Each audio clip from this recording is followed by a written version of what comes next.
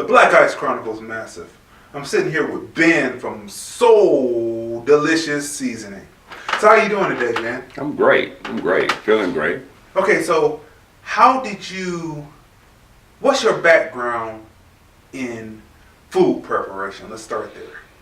Well, my family I grew up with my family. They owned donut shops, hamburger stands, restaurants. My uncle used to build and sell restaurants, my mother's brother, when I was youngster. My mom and my dad owned donut shops in Compton, Norwalk, Linwood, all over. So I got into the cooking part based on what we were doing as I was coming up. My dad was a master chef, and my sister was a master chef. She passed away. Her name was Jackie. And, you know, everybody used to ask me, do I cook?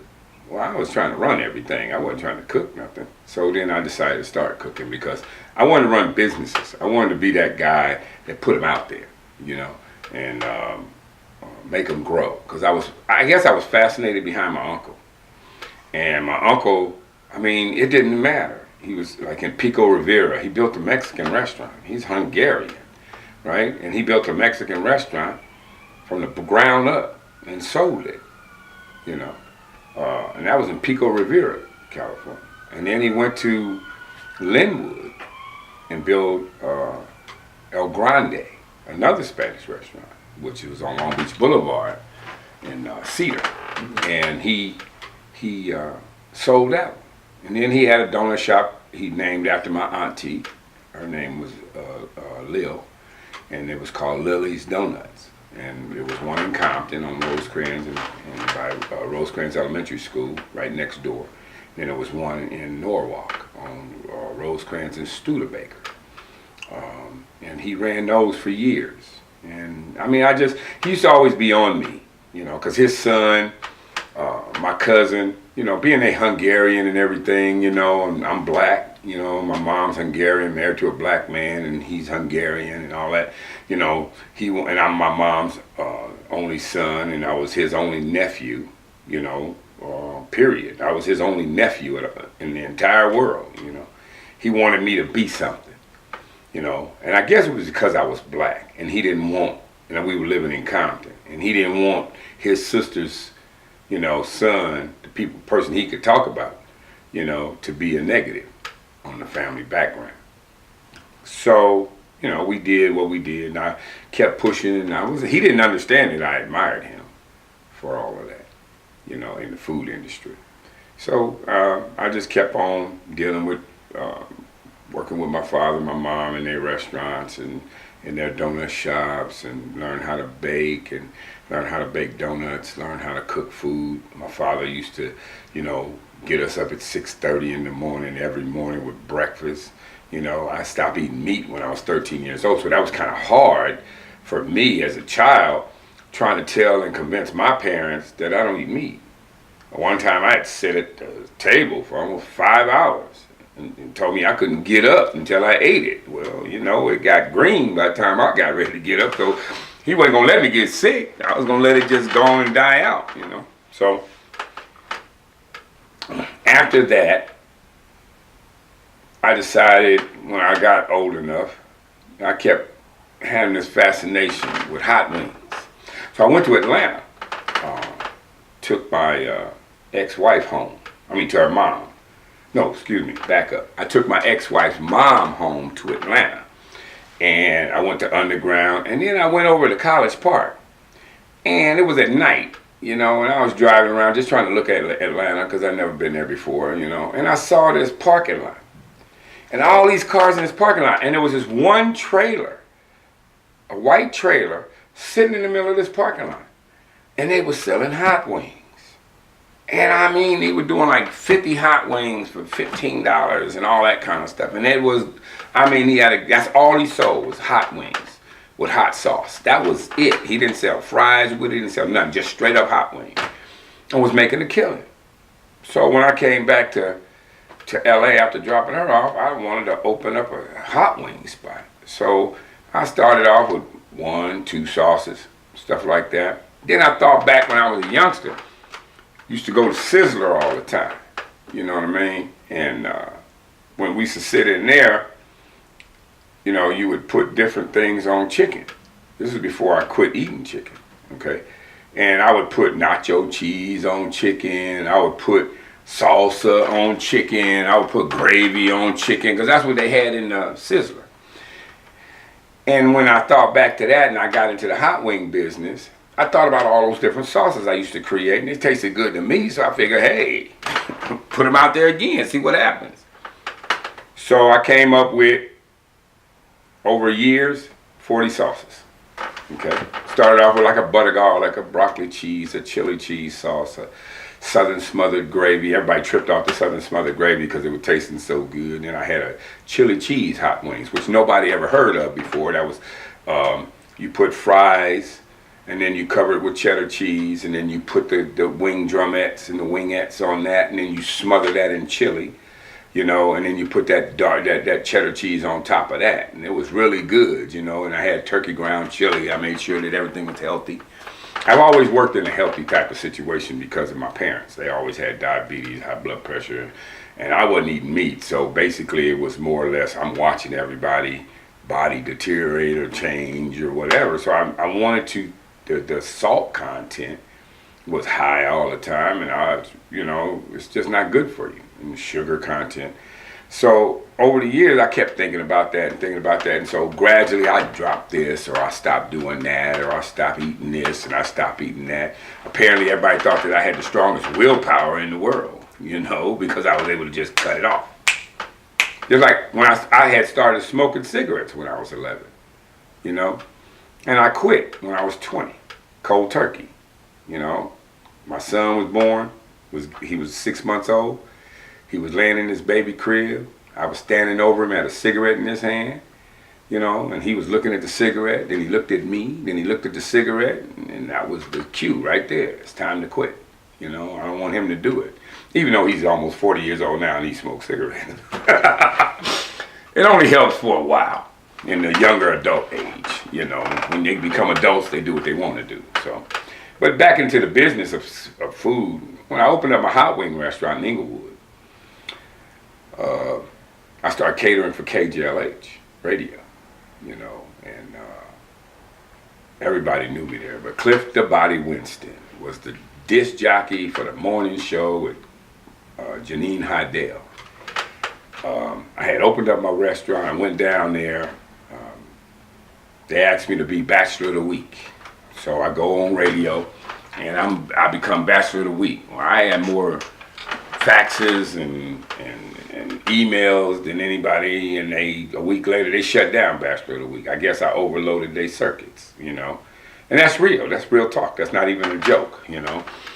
And I mean, I was on there, I used my voice. I tried to use my voice because I got a deep voice, and I was trying to utilize that. And so what happened was, I was at KGLH, and Janine Hydell and Cliff Winston had me on their show to describe it. It was a thing about restaurants in the community. So I started describing my hot wings, and I started describing it. So I brought, you know how you bring the food to the radio station so they can all taste it. Well, she was on there, and she had one of my Belizean onion hot wings, which is very hot, made from habaneros, onions, and vinegar, and water. So she got it, and she was getting ready to taste it, right? And people like there's a lot of people like hot foods, right?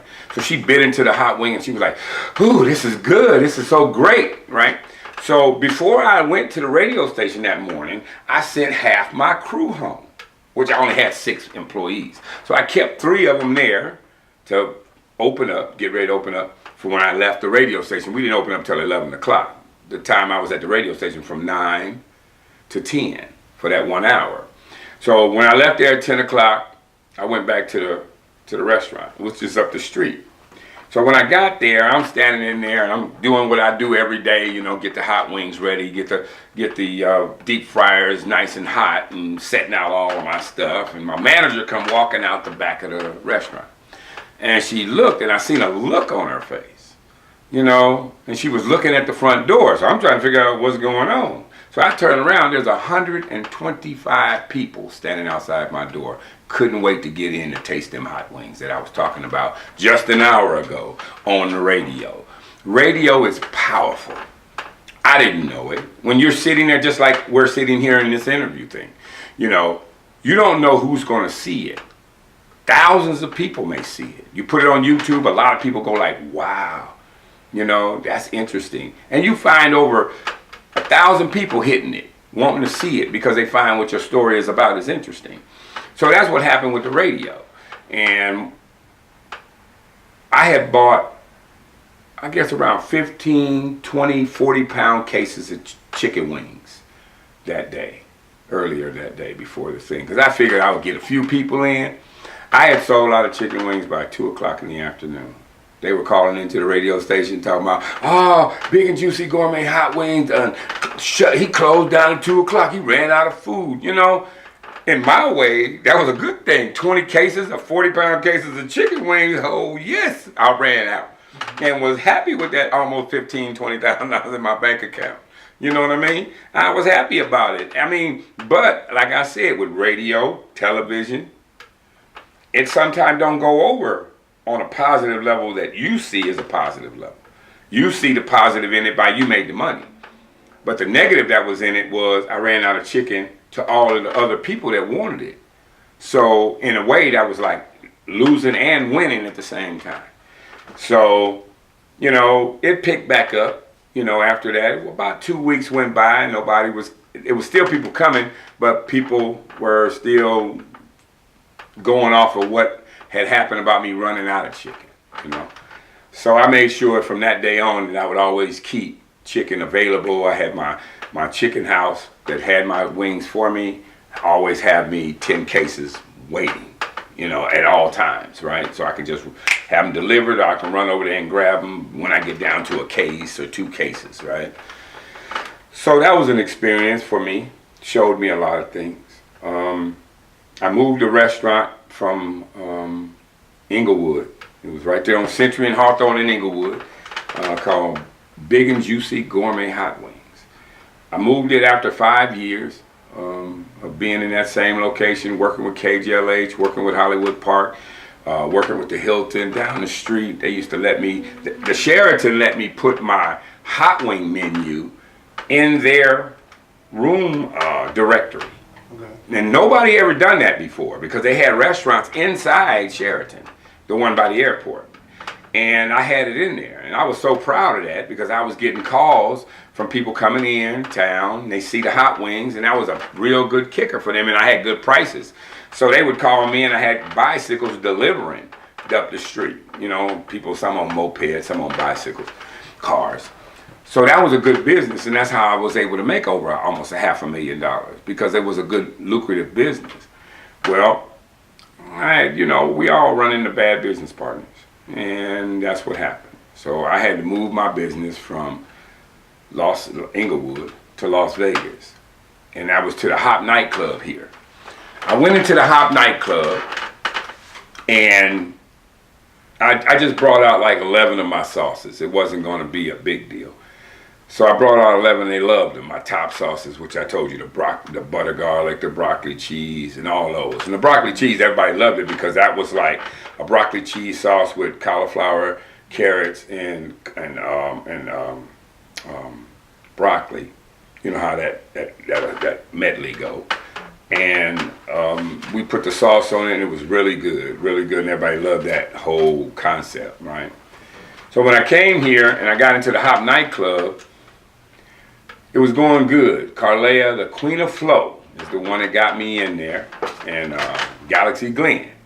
They were both a part of that Thursday night with Power 88 type of thing, and they love my chicken wings and stuff. And Carlea been knowing me. She used to come to my restaurant in LA, in Inglewood.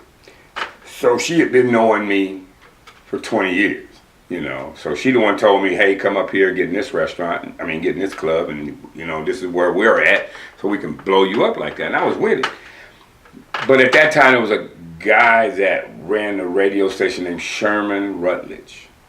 And he had something, I guess, negative with the owner of the club and wouldn't let me advertise. So, you know, that was a negative on my behalf, so I had to move out and do something else.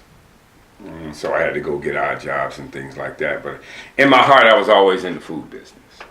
You know, I worked for the bus company here. I worked for Republic Services here. I was a roll-off driver with them, and I met a lot of people.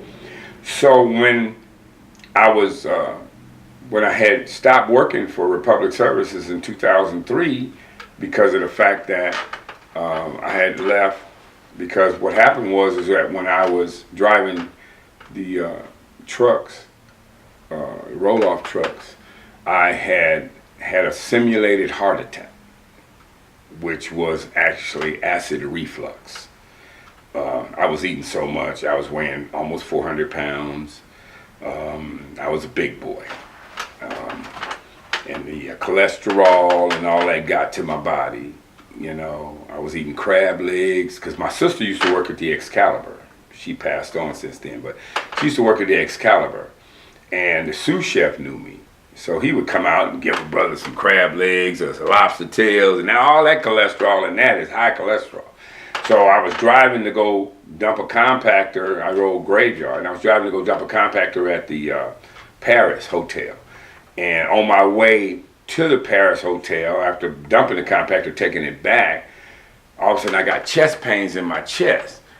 And it was really bad to where I was holding and I felt like a heart attack. So I pulled off at Charleston and bounced over the divider and into the gas station. I almost hit the little house that housed the people in there with that big truck. And I stopped it, called my supervisor. They took me to the hospital. They did the whole heart cardio thing on me and found out it was acid reflux. Got out the hospital after 5 days, went back to work. Same thing happened a week later. Same place, right there at Charleston. I caught the same thing, right? So then the Republic Services pulled me out of service, told me I couldn't drive no more. They took my driver's license in 2003. So I've been rolling the bus or riding with people since, you know, because of that situation. Kind of hurt a brother, because it takes away your means of transportation, you know. So I decided when I opened up a company out here called BJI. It was a spin-off corporation from Big and Juicy Gourmet Hot Wings. We were doing business investments with another partner. I was going to open up a Big and Juicy Gourmet Hot Wings over on Cheyenne and Martin Luther King in that shopping center over there where Jimmy Cheyenne Market used to be. He was getting ready to open up. He hadn't opened up yet and everything, and I wanted to get in there. Well, the landlords told me it was fine. You know, we got past the whatever, and they told me that we can get the spot where that check cashing place is. That's over there on that corner across from Starbucks. Well, they told me I had to ask the anchor store of the parking lot, of the shopping center, if I can get in there. Because he had exclusive rights, which was Jimmy Banks, which is my cousin. Now we found out that he's my cousin. He had exclusive rights to the food in there. I always felt that Jesus had exclusive rights to the food anywhere on the planet because he created the animals, right? Well, they had told me he had exclusive on fish, chicken, and pork, right? I was like, wow. Fish, chicken, and beef, I'm sorry. And I was like, wow, okay. So I couldn't open up my place in there because Jimmy came down there and he said, no, I got the monopoly on that down there. And I was like, oh, okay, all right. So I left it alone. It was okay. So we were doing catering and all that kind of stuff, and a couple years go by, then Jimmy he finally opens up the store. So that's when we started doing, in 2007, we started doing seasonings. Now remind you, I came here in 2003, all right, back and forth from LA to here. And then around 2000, that's when we did Soul D Licious. Was born in 2006. Right? So what made you decide to switch from hot wings to doing seasoning? When we came out here to Vegas and we finally did the catering, we're doing a lot of catering.